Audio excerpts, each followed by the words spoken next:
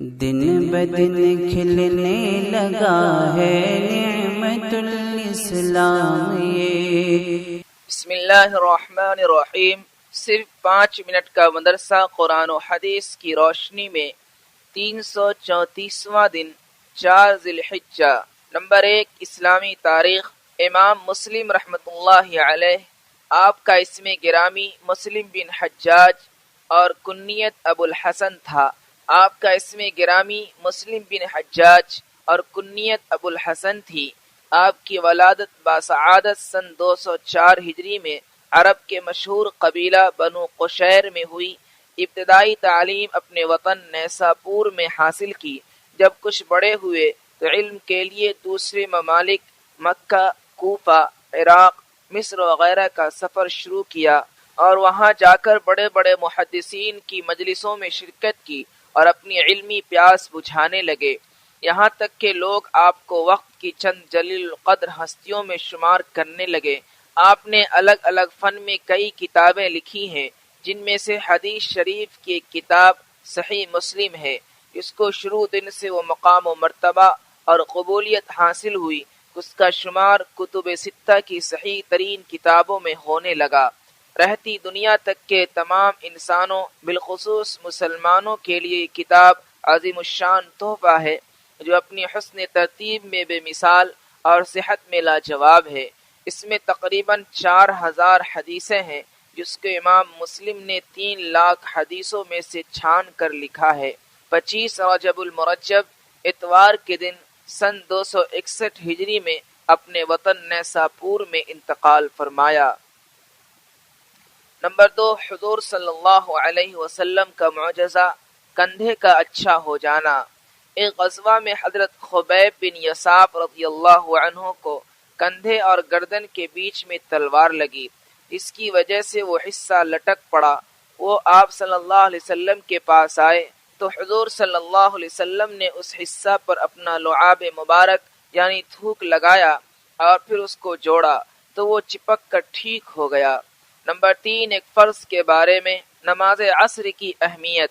رسول اللہ صلی اللہ علیہ وسلم نے فرمایا، جس شخص نے عصر کی نماز چھوڑ دی تو اس کا عمل ضائع ہو گیا۔ فائدہ، دن اور رات میں تمام مسلمانوں پر 5 نمازوں کو ادا کرنا تو فرض ہے ہی، لیکن خاص طور سے عصر کی نماز چھوڑنے والوں کے حق میں رسول اللہ صلی اللہ علیہ وسلم کا وعید بیان فرمانا اس کی اہمیت کو اور بڑھا دیتا ہے۔ نمبر 4، ایک سنت کے بارے میں، اسم اعظم کے ساتھ دعا کرنا۔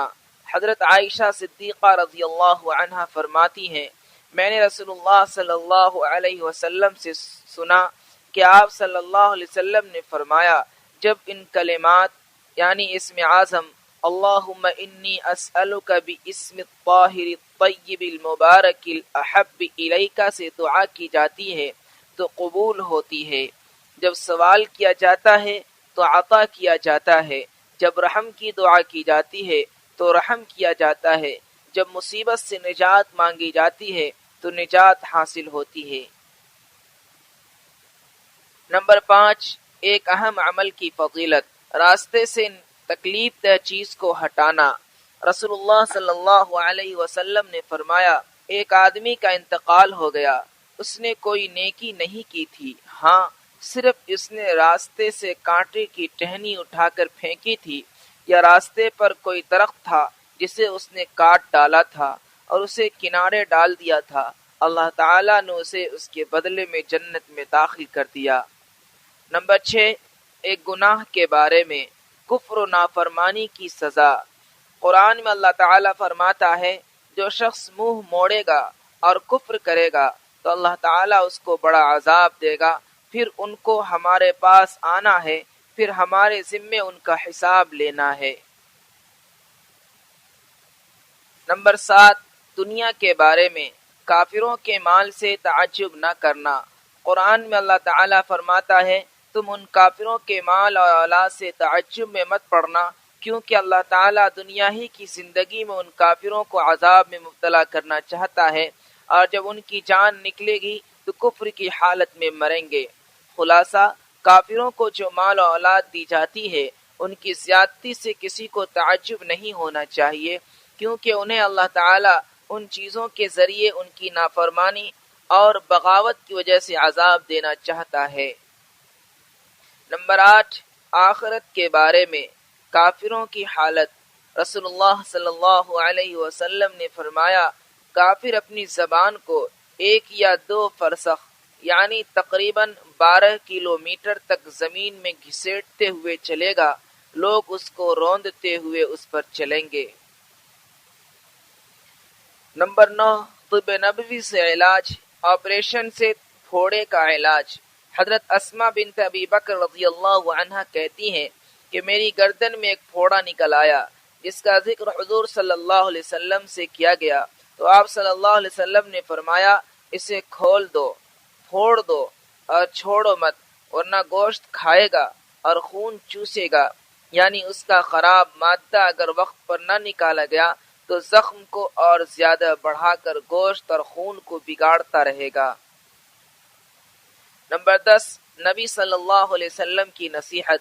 رسول اللہ صلی اللہ علیہ وسلم نے فرمایا، اے نوجوانوں کی جماعت، تم میں سے جو نان و نفقہ کی طاقت رکھتا ہو تو اسے ضرور شادی کر لینا چاہیے، اس لیے کہ یہ آنکھ اور شرمگاہ کی حفاظت کا ذریعہ ہے۔ جو اس کی طاقت نہیں رکھتا ہے تو اسے چاہیے کہ روزہ رکھے، اس لیے کہ یہ اس کی شہوت کو کم کرنے میں مؤثر ہے۔